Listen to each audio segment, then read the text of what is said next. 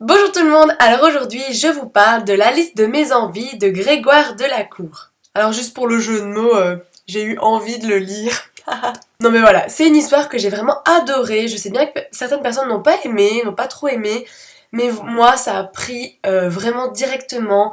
C'était détendant, j'avais envie de connaître la fin, j'avais envie de connaître la vie de cette femme, voir si elle allait être heureuse, parce qu'encore une fois, moi j'adore les bouquins où ça parle un peu de bonheur, de la quête du bonheur, et ça c'est tout à fait ça. Pour l'histoire, donc on retrouve Jocelyne, qui travaille dans une mercerie, donc un magasin où on vend du fil, des boutons, du tissu.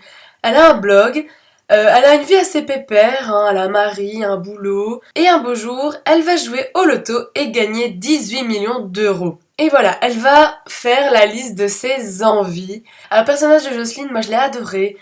J'ai été très empathique tout le long du bouquin sur elle, parce que c'est une femme qui fait passer le bonheur des autres avant le sien.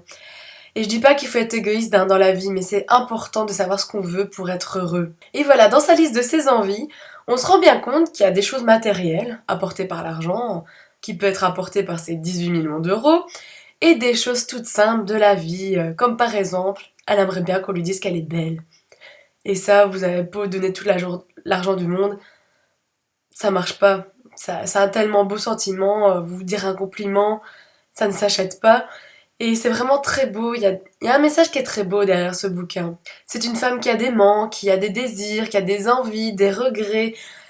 Et voilà, je pense qu'on est un peu tous dans le même cas, et moi c'est pour ça que ça a aussi pris, parce que je me suis un peu retrouvée dans ce personnage. Un message que j'ai beaucoup aimé aussi du bouquin, c'est que voilà, vous faites votre liste de vos envies, et vous vous rendez bien compte que le jour où elle sera réalisée, ben, vous aurez plus besoin de rien, et comment continuer à avancer dans la vie.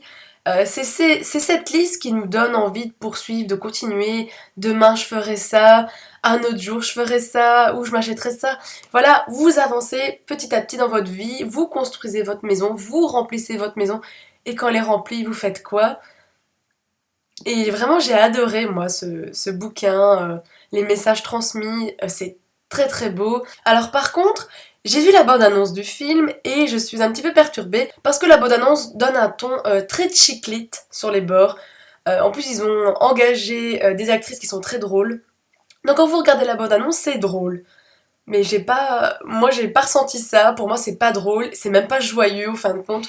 Parce que vous savez pas très bien si, à la fin, elle est heureuse ou pas. Et ça me dérange pas en général les histoires qui finissent sur une fin ouverte. Mais là, ça m'a dérangé parce qu'en général, moi j'aime bien les happy end. J'aime bien savoir si le personnage est heureux en fin de compte. C'est ça le but de la vie, de ma vie, être heureux. Et là, je ne le sais pas et je sais pas, je sors quand même de là en me disant non, elle est pas en fait encore heureuse. Mais ça, c'est moi. Peut-être que je suis passée totalement à côté du message. Je ne sais pas. Peut-être qu'elle est heureuse, je ne sais pas du tout, donc j'ai très hâte de voir le film.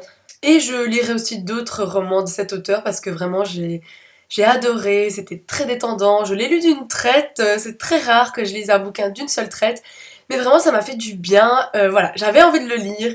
Et je l'ai lu, ça m'a fait trop du bien. Donc, franchement, moi je vous le conseille, c'est très agréable.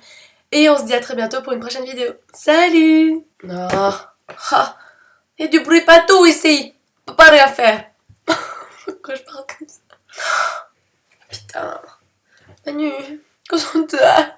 S'il te plaît, fais un effort. Non.